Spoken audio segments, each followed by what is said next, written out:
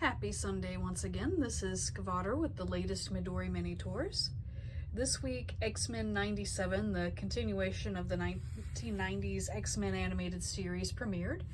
So this week's theme was X-Men, so we'll get started on that.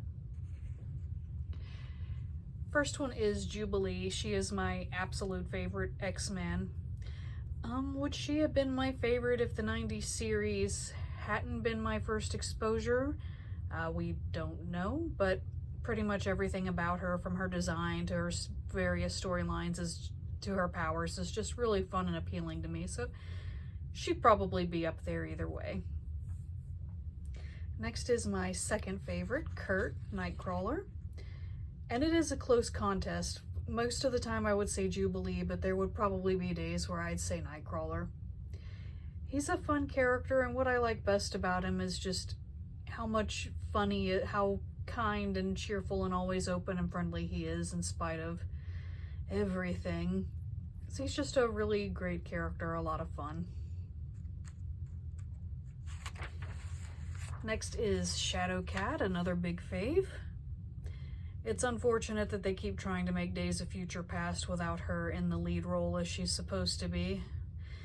But, you know, the reasons for that are a whole nother rant. And I like her a lot. Her power is fun.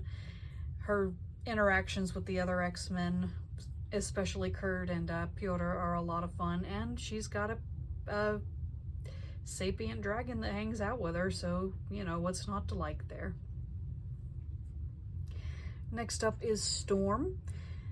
Now the four or so X-Men who are always going to be in an adaptation, Cyclops, Storm, Jean Grey, Wolverine, and sometimes Rogue, are Storm is my favorite of those big name X-Men, and her punk look is her best look just because it's really cool, and it's also her branching out from her goddess role that she was placed in to really start expressing herself on her own terms, and it's just really great. And Storm's a great character, and this is such a fun look for her. Maybe not what you'd expect given her usual demeanor, but that just makes it even more fun. Next one is Toad, specifically the X-Men Evolution version. In most X-Men media, Toad's kind of a neutral character. I don't like or dislike him in particular. He's just kind of there. But the Evolutions version of the character, where he's a weird kid, is really fun, really great. I'm not sure the writers thought over the implications of making the Brotherhood a bunch of disadvantaged kids. It's like, looking at the series, you very quickly realize they don't need an ass whooping, they need social services. But, you know, that's kind of a thing sometimes in animation media aimed at kids, where the less privileged ones end up being the villains. I think Get Along Gang was another one.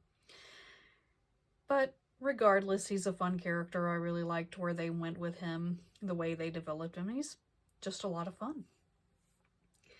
Next is 80s to 90s Rogue. I really miss her big poofy hair in newer adaptations like the live action movies and Evolution. It's a great look for her. It really fits the Southern Belle image. And they've moved away in most media from letting her be powerfully built with her super strength, which, yeah, it's a mutation, but it looks cool when she's reasonably buff too. But this is my favorite design for her from the 90s series, and it was a lot of fun to revisit it.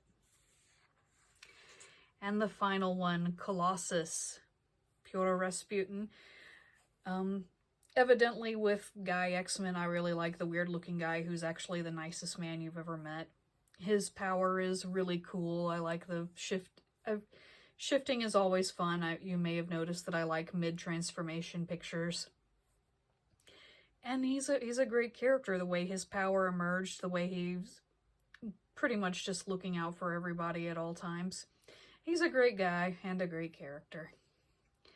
And that is it for this week. Next week we are finally doing that Lufia theme that's been postponed. So I will see you next Sunday for that, and have a good week.